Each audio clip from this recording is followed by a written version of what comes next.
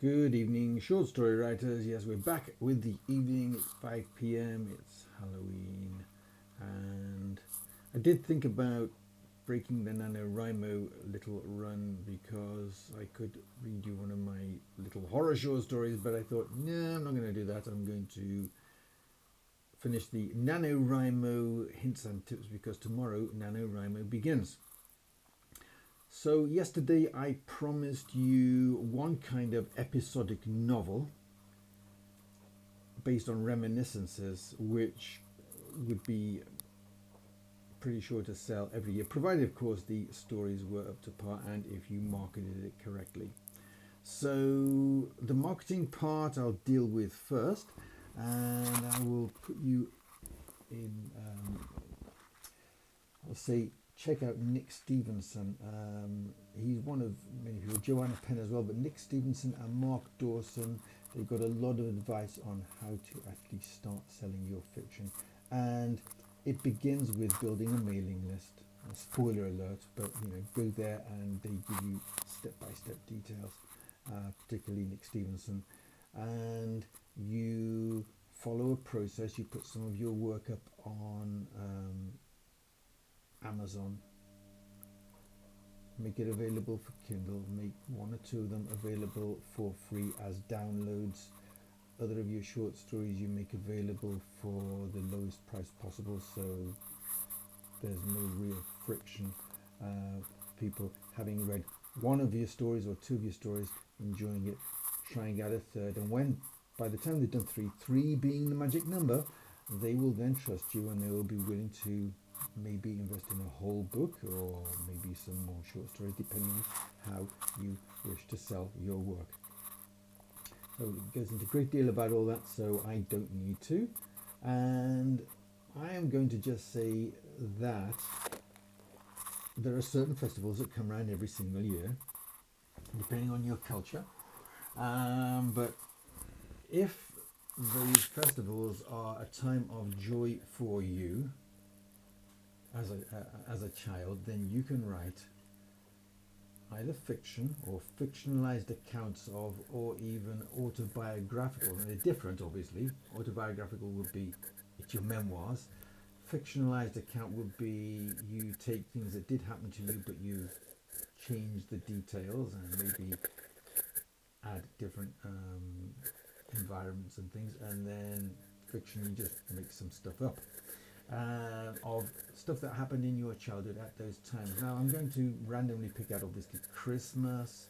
In the Muslim world, I believe that Eid at the end of Ramadan is a 3-day very happy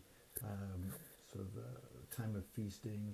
There's Diwali in the Hindu culture, and there's the New Year in the lunar calendar countries such as China. I know it's much more of a solemn affair in Korea, but even so, in recent years, I understand that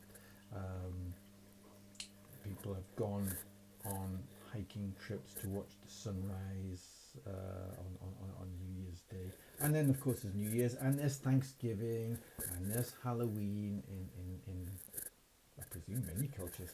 That one seems to be, everybody's got a ghost, haven't they? Ghost culture. So anyway, so you write stories of your childhood or childhood incidents that happened, or maybe even as an adult, happy times, and you live them year by year or decade by decade, and you make yourself a book out of them, and that will sell every single year. Give it some sort of snazzy title.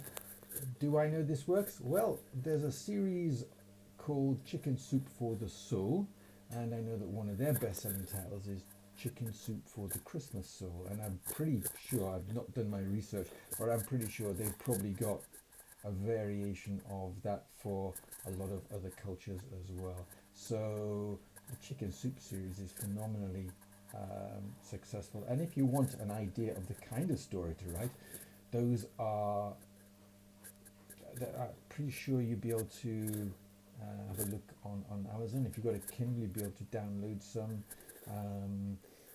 and get an idea. And they're available from your library as well. And I don't know about you, but my lending library has a whole virtual book section where you can download electronic titles, ebooks, and read them. So there'll be examples, the kind of beginning, middle, and end of the stories that they're looking for, and these would apply to your little collection as well. And if you could put together even just 6 and work on those throughout November for NaNoWriMo, you'd have yourself a little anthology.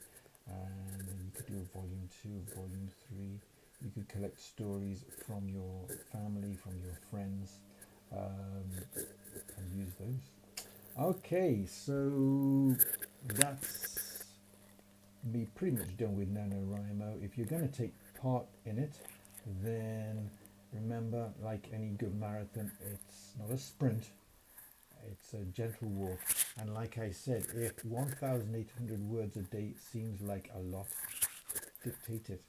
Go to Google Docs or download Google Docs, and there's a little microphone, or you'll find in tools you'll find a dictate, and I think that on your keyboards FN+4 is also the dictate mechanism, and you can dictate, and it's phenomenally good. Obviously, for backup, I would keep some sort of spare dictation machine, so I will be using Google Docs on maybe the iPad and have my phone recording what I said, so that if there is a bit of a snarl, let me go back afterwards and say, what on earth did I mean here? Then you've got it to listen to. And if you are that way inclined, you can actually send these things off to be transcribed. There are people on Fiverr who will do it, and on Upwork, and they charge a pretty reasonable price. And it's by the word, and you can have all your work transcribed for however much. But the other thing as well about dictating it is that you can turn it into an Audible book as well, and that's a big thing at the moment. So you can have a print copy and an Audible copy as well. Double, and I think is it Amazon again? They've got Amazon Audible. I'm not sure. Anyway, it's there, you can Google it, and it's a great way for you to get your ideas down. So happy NaNoWriMoing, happy writing as usual. There's a thumbs up and a thumbs down if you enjoyed this or you thought it was a load of old nonsense. Feel free, I won't take it personally. It's feedback. Okay, good night. This is Happy Halloween, and tomorrow's White Rabbits. Okay, bye-bye.